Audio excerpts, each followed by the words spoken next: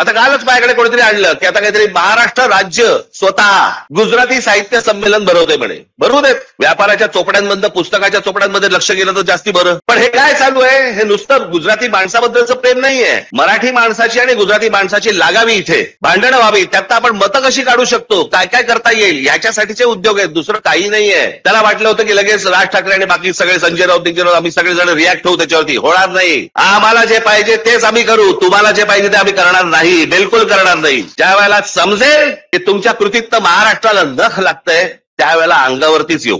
आज जो तुमच्याकडे समोर आलोय तो फक्त एवढ्यासाठीच आलोय, कान बंद ठेवू नका, डोळे बंद ठेवू नका.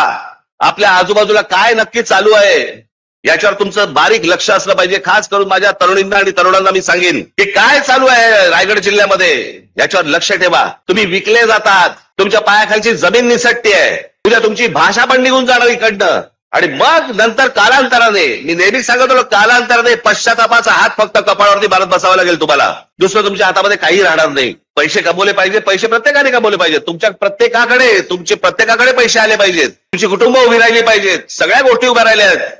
महाराष्ट्र विकून नाही.